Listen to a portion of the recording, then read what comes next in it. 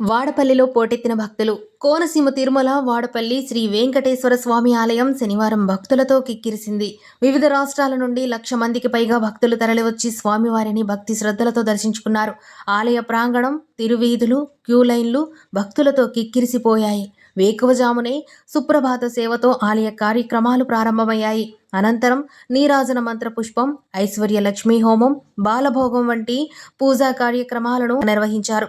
7 వారాల నోము ఆచరిస్తున్న భక్తులు తిరువీధుల్లో 7 ప్రదక్షిణలు చేసి తమ మొక్కులు తీర్చుకున్నారు. వేదాశీర్వచనం, విశిష్ట దర్శనం, ఉచిత దర్శనం ద్వారా భక్తులు స్వామివారిని దర్శించుకున్నారు. దర్శనం అనంతరం వేలాది మంది భక్తులు ఆలయంలో ఏర్పాటు చేసిన అన్నప్రసాద కేంద్రంలో అన్నప్రసాదం స్వీకరించారు. భక్తుల రద్దీని దృష్టిలో ఉంచుకుని ఆలయ అధికారులు విస్తృత ఏర్పాట్లు చేశారు. వివిధ సేవలు, దర్శన టికెట్లు, తులాభారాలు మరియు ఇతర కానుకల ద్వారా శనివారం 71,95,395 రూపాయల ఆదాయం వచ్చినట్లు డిప్యూటీ కమిషనర్ నల్లం సూర్యచక్రధర్రావు తెలిపారు.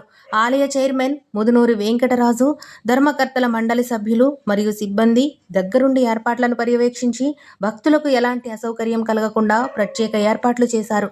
శ్రీ